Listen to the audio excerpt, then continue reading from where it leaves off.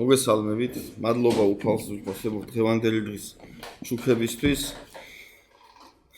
მადლობა უფალს, რომ დღეს შევიკრიდეთ მის ეკლესიად, მისი სახეს განსადიდებლად და რომ სულიერი საზრდო მივიღოთ, გავიხაროთ უფალში და დღეს შევეხებით ერთ-ერთ ძალიან მნიშვნელოვან საკითხს, მორწმუნისთვის მნიშვნელოვან საკითხს და ამასთანავე შეიძლება ვიცით, მაგრამ მივიწყებული გვაქვს. შეიძლება ისა არც გვახსოვს ხშირად ეს მიზანი, მაგრამ თავარი რაც არის, რომ დღეს კაცობრიობა თითოეული ჩვენგანი რატო ვართ ეკლესიაში? ან რატო მოვედით დედამიწაზე? იმიტომ რომ უფალმა ისე ინება?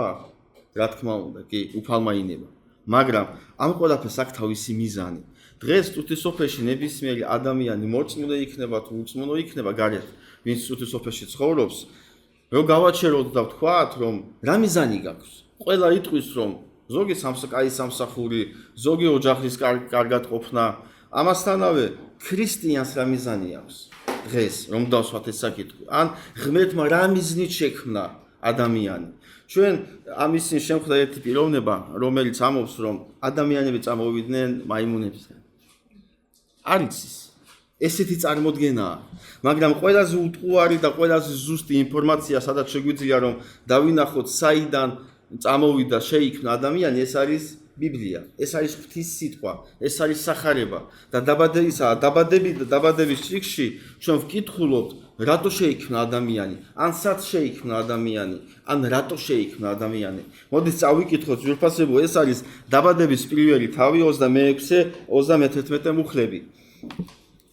და თქვა ღმერთმა, შევქმნათ ადამიანი ჩვენს ხატად და ჩვენს მსგავსად და ეპატრონოს ზღვაში თევს, ჩაში ფრინველს, პირუცხვს, მთელ დედამიწას და ყოველ არსებას, რაც კი მიწაზე იწვდის. და შექმნა ღმერთმა ადამიანი თავის ხატად, ღვთის ხატად შექმნა იგი, კაცად და ქალად შექმნა ისინი და უთხრა ღმერთმა ისინი და უთხრა მოშენდით და იმრავლეთ და აავსეთ მიწა და დაეუფლეთ მას და ეპატრონეთ ზღვაში თევს, ცაში ფრინველს, ყოველ არსებას, რაც კი მიწაზე იწვდის. და თქვა ღმერთმა, აჰა, გაძლევთ თქვენ ყოველ ბალახს, თესლის მქონეს, რაც კი მიწაზე მიწის ზურგზია და ყოველი ნაყოფიერ ხეს, თესლის მქონეს, ეს იყოს თქვენი საზრდო, ხოლო ყოველ მხეც მიწას და ცის ფრინველს და ყოველ არსებას მიწაზე, რასაც კი სიცოცხლის სული უდგას, მწვანე ბალახი ქონდეს საჭმელად. და იქნა ასე და მიხედა ღმერთმა ყოველივეს, რაც შექმნა და აჰა, ძალიან კარგი იყო საღამო და დილა მეექვსე დღე. ჩვენ აქ წავიკითხეთ ძვირფასებო და ვხედავთ, რომ რატო შექმნა, ან სად შეიქმნა ადამიანი? ღმერთმა შექმნა ადამიანი. და ღმერთი ამბობს, რომ მოდით შევქმნათ ადამიანი ჩვენს ხატად და ჩვენს მსგავსად. ღმერთმა თითოეული ჩვენგანი ძვირფასებო შექმნა უნიკალურები. ჩვენ ვართ უნიკალური ადამიანი, იმიტომ კი არა რომ ლამაზები ვართ.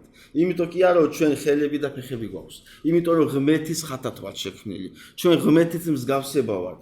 დღეს ჩვენი ის ადამიანის გონება უნიკალური გონება აქვს თითოეულ ჩვენგანს. მაგრამ დღეს ადამიანებს ეს მივიწყებული გვაქვს და თითქოს რახან გვაქვს ჩვენ ხელი, ფეხი, გონება, ხედველობა, მსმენა, თითქოს და ეს უნდა იყოს.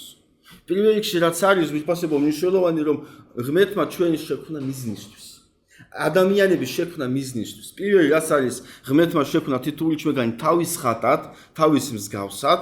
მეორე რაც არის, ადამიანი თითოეული ჩვენგანი შექმნა მიზნისთვის, რომ თითოეულ ადამიანს ჰქონდეს მიზანი. რა მიზანი ჰქონდა ადამს და ევას?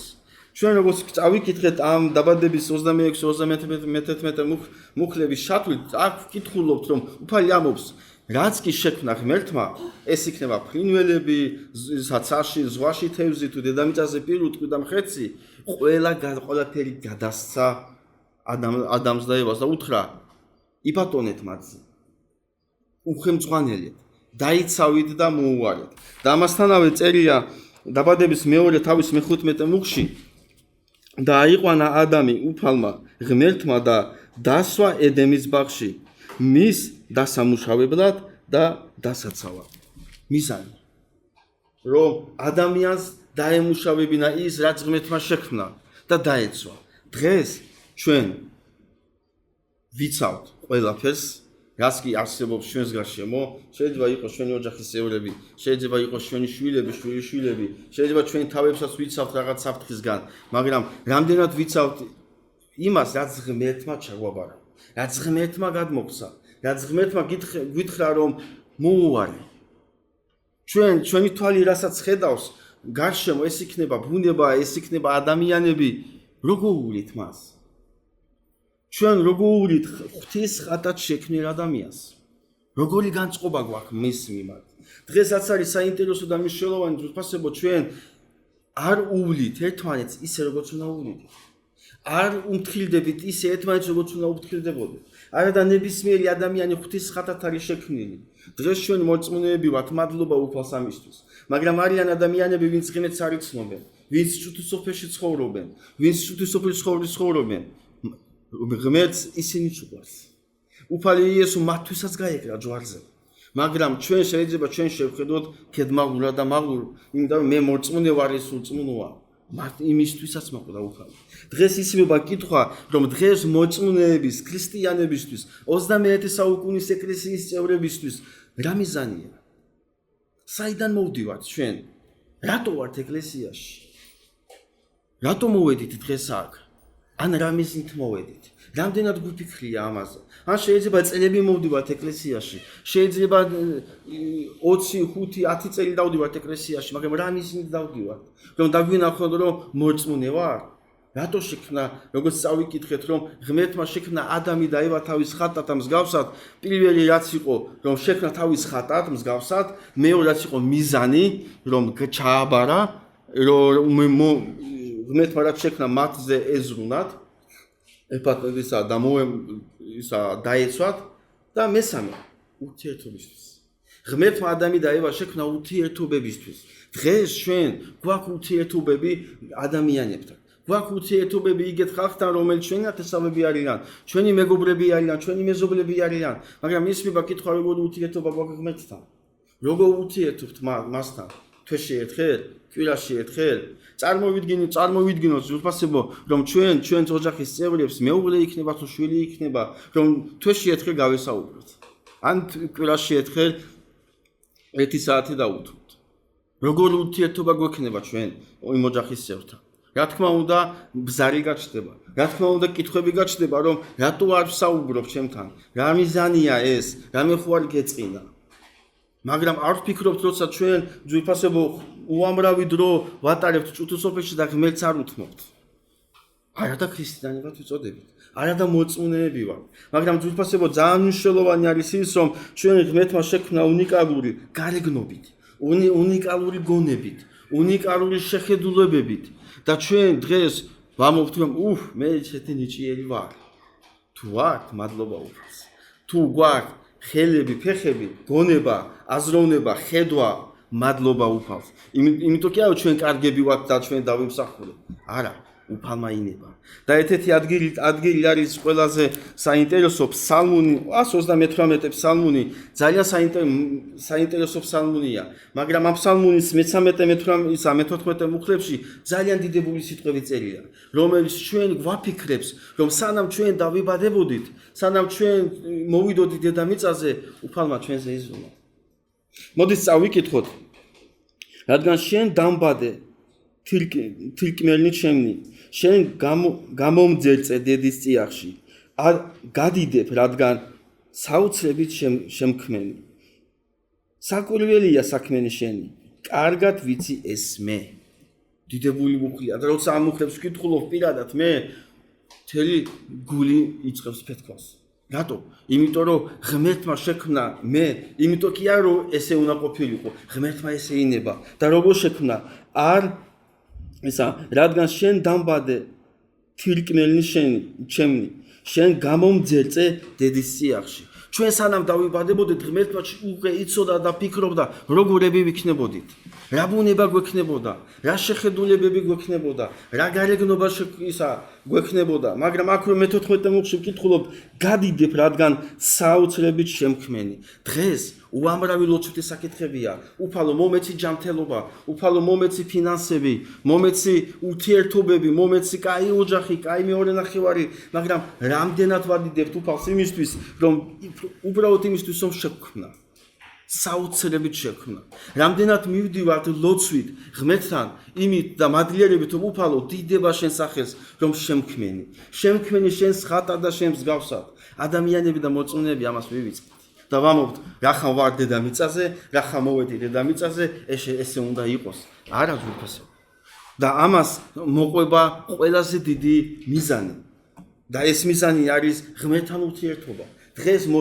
ჯوارა ვთქვა წუთის სოფელზე ადამიანებს მოწმეებს გვიჭირს ღმერთთან ურთიერთობა არ გვაქვს ისეთი ურთიერთობა როგორიც უნდა გქონდეს ქრისტეში ისა უფლის შვილს უფლის წარმომადგენელს და ამასთანავე რაც არის ყველაზე საინტერესო რომ დღეს მივიწყებული გვაქვს მიზანი რა მიზანი გვაქვს მოწმეს რა მიზანი აქვს ეკლესიას დღეს რომ შევიკრიფოთ ეს კაია მადლობა უფალს ამისთვის რომ მოვისმინოთ გადაგება ესეც კაია მადლობა უფალს მაგრამ ამაზე მეტი რაც არის და მნიშვნელოვანია ყოველდღიური ურთიერთობა ღმერთთან როგორი გვაქვს როგორ ვlocულობ მის წინაშე რას ვთხოვ მას როგორ ვთხოვ მას ან რასაც ვთხოვ მჭირდება მე ჩემი სულისთვის სასარგებლო იქნება თუ ის შეიძლება ის სათხოვარი რასაც ვთხოვ ღმერთს ჩემი სული ერება დაღუპოს ჩამომაშოროს ღმერთს უამრავი ადამიანი უამრავი ქრისტიანი ზურფასებო რომელიც ამობდა რომ ვილოცოთ სამსახურზე და სხვა ნებისმიერ საკითხზე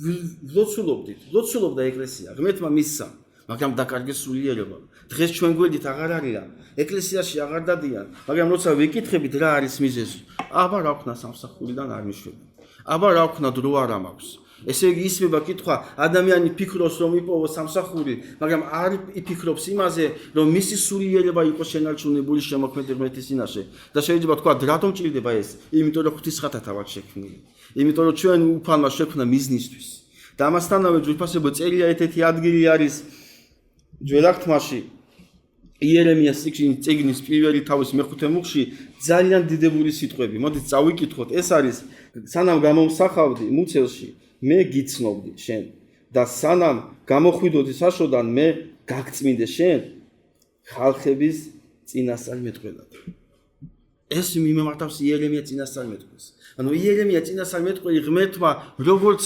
სახური მოამზადა ჯერ კიდევ სანამ დაიბადებოდა ჩვენ დღეს სანამ ისა ვარ როცა ვართ ეკლესიაში იმიტომ კი არა რომ ჩვენი დამსახურებით მოვედით ეკლესიაში კი ჩვენ გადავდგით დიდებული ნაბიჯი ჩვენ გადავდგით ის ნაბიჯი რაც ჩვენი სულისთვის მნიშვნელოვანია აღიარება და ღმერთის დაპატიჟება ჩვენ ცხოვრებაში მაგრამ თავარი არის ის რომ ღმერთი რაღაცისთვის გვამზადებს ჩვენ ღმერთი რაღაცისთვის მოგვიწოდებს ყოველდღიურად და ეს მოწოდება და დაძახილი ჩვენ როგორ ვპასუხობთ რაში გამოიხადება რომ ჩვენი პასუხი ღმერთის მიმართ შემოქმედი ღმერთი ყოველდღურად გვესაუბრება ღვთის წმინდა წერილებით მასთან ურთიერთობით მაგრამ ჩვენ როგორ ვპასუხობთ როგორც ქრისტიანები რამდენ დროს უთმობთ ღმერთს ჩვენ დავინახოთ როგორი რამდენი დათუნა მნიშვნელოვანია ღმერთისთვის დროის დათმობა უნდა დავინახოთ რა დრო დაგვითმო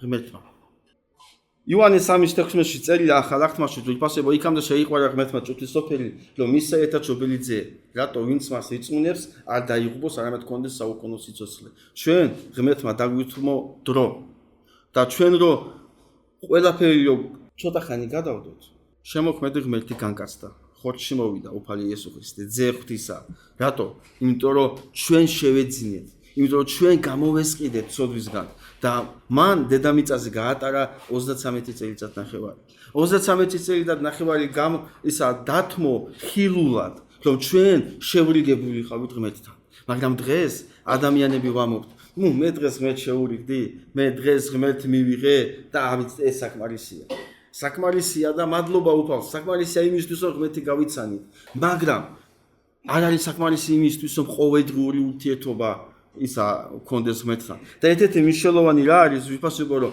ცოდვის საზღაური სიკვდილია და ცოდვამ დააშორა მთელი კაცობრიობა ღმერთს.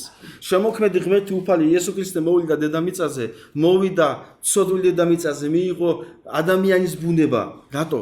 რომ ის შატეხელი ხიდი ყოფილიყო აღდგენილი. მან ამ სხვერპლით აღადგინა ეს შატეხელი ხიდი, რომელმაც ცოდვამ განაპირობა. მაგრამ დღეს ჩვენ გვაქვს ყოველდღიური საშუალება რომ ამ ხიდზე გადავიაროთ. დღეს შეიძლება ვთქვა, რატომ ჭირდება მე ამ ხიდზე გადავლა? მე ხომ მივიღე 20-30 წლის წინ უფალი იესო ქრისტე. მე ხო ვაღიარე ის როგორც შემოქმედი ღმერთი.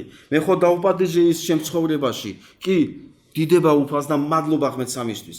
მაგრამ როცა ჩვენ ვჩუქნის შემოქმედი ღმერთის სიცოცხლეს, როცა ჩვენ გვაძლევს წუთებს, რომ ამ დედამიწაზე ვიარსებოთ, ჩვენ ამ გვჭირდება დრო, როცა უფალი გვჩუქნის დილას, როცა უფალი გვჩუქნის საღამოს და ღამეს. ჩვენ ღამე, როცა ჩვენ სახში ვბრუნდებით, როცა ჩვენ სახში ვიმყოფებით, ჩვენ ვართ განმარტოებული.